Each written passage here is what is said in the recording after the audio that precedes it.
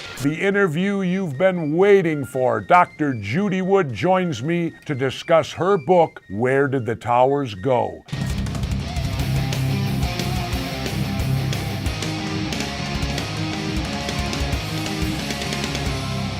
She's a former professor of mechanical engineering who left Clemson University to research the destruction of the World Trade Center towers. Her book, Where Did the Towers Go?, is the evidence of her forensic investigation on what physically happened to the towers. In 2007, she used her research to file a federal lawsuit against the contractors of the National Institute of Standards and Technology, called NIST, accusing them of science fraud in their official report on 9/11. I welcome Dr. Judy Wood to Off the Grid. Welcome, Judy. Thanks for joining me off the grid. Well, thank you so very much for having me. Before we go into the book, Dr. Wood, I want to go into you a little bit. Okay, you graduated from high school. Where did you go next and what have you accomplished? I graduated with an undergraduate degree at Virginia Tech in civil engineering, and then worked in between and went on to a master's degree in engineering mechanics, and then went on to a PhD in materials engineering science. Does this all fall under physics, what you would learn in high school in physics a great deal? Yes, applied physics, and also looking at materials characterization, finding a new material and identifying what all of its traits are. And so you obviously, like I said, you have a BS, an MS, a PhD. You know what you're talking about when it's in your field, correct? Yes, and taught the course, and taught graduate Okay. courses in it. You've taught graduate courses, so your credentials are there. Judy, in your opinion, what the hell happened on 9/11? Well, you need to start with the evidence. You don't start with the theory. That's a big mistake that many people make. Because, as I say, if you want to know how tall somebody is, you begin with a measuring tape, not a theory. And also, you don't take theories to court. You take evidence to court. What I discovered was that the buildings did not burn up, nor did they slam to the ground, but most of them turned into dust in midair. That is remarkable, because we've never seen something like that happen before. But we know they turned into dust in midair. Most of them did. Not every speck, but the majority of the buildings. And there were 7 buildings, not just 3. So there were 7 buildings. Because if they had slammed to the ground, you'd see a pile of rubble left over. That didn't happen. And if they slammed to the ground, Lower Manhattan's underground would have been flooded because you would have ruptured the bathtub. Now that's a kind of dike that goes around the base of the towers, because the towers were actually built in the Hudson River 70 feet below the water table. So if you drop 2 500,000-ton buildings, slam them down onto a dike, you'd rupture that dike. That didn't happen. Also, if you slammed them to the ground, the seismic signals would have reflected that. Like you hit a rock with a hammer, it would ring like a tuning fork. That didn't happen. There was no detectable signal that traveled through the earth, only a surface wave. And that's what you get like when you get up off your mattress in the morning, your mattress recovers. The signal doesn't travel through the earth. And that would only be true if the buildings didn't slam to the ground, but turned into dust. And so what occurred that day, and I know you've taken some criticism using the term dustified. You kind of came up with a new word right there. Something was dustified. When you say that, you're referring to what actually happened to this big mass of concrete and metal. It was turned into dust, right? Right, and we don't have a word to describe that phenomenon. And we've never seen that phenomenon before, so we need a new word to define it. And that's another characteristic of good forensic science, is if you don't know what something is, don't use the name of a known phenomenon, because then you're biasing your observations. If you see a hazy mist and you call it smoke, you're assuming the cause is fire. But just keep generic terms as placeholders. If you want, you can call it characteristic 297-3A. That's a bit awkward. So the fact that it's awkward would even bias your observations. Just whatever term that comes to you, and just be consistent, define it, and then move on with that. What made you decide to research 9/11? What led you to take this up full time and actually leave your teaching position? Somebody needed to.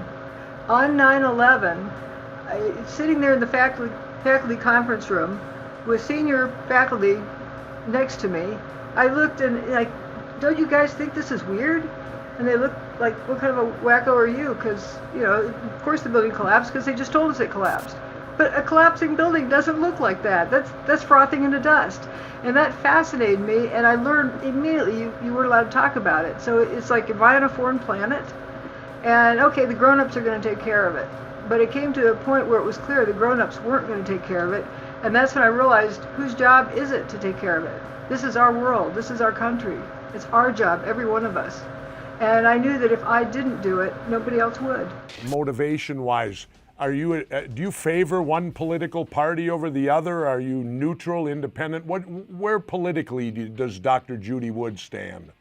I think that political parties are like two different jerseys of the same team, the home jersey and the away jersey.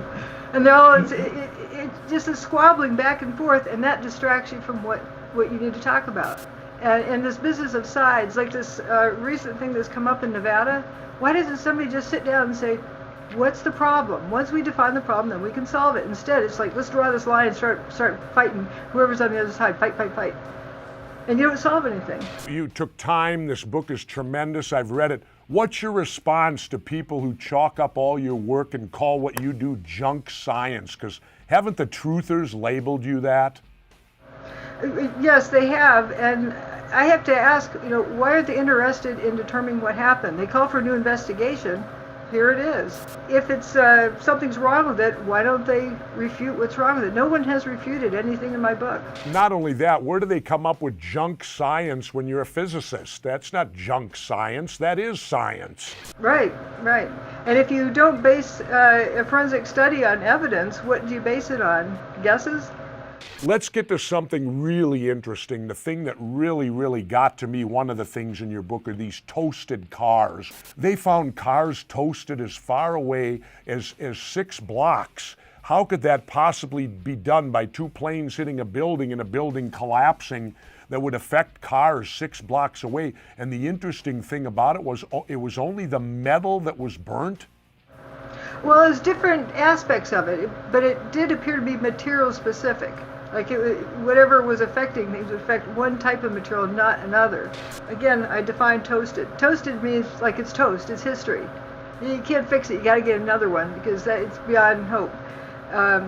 It was a convenient word because I didn't know what had happened to the car. So it was a placeholder, it's toast. And if something is toasted right up to a line, and then not toasted right adjacent to that, fire doesn't do that. Fire is black and white and shades of gray in between. Not, completely toasted and then pristine. And this is one car that has police lights on the top. That's some polycarbonate that kind of melts at low temperatures. But the inside is completely toasted. There's nothing left but just the raw, bare metal. How do you explain that? That's not heat doing that. And some of them have plastic trim around the edge. Many of these cars were flipped over and were actually flipped onto their roofs and all that. And I remember people telling me the explanation I got when I brought that up. I said, how could these cars be flipped over on their roofs?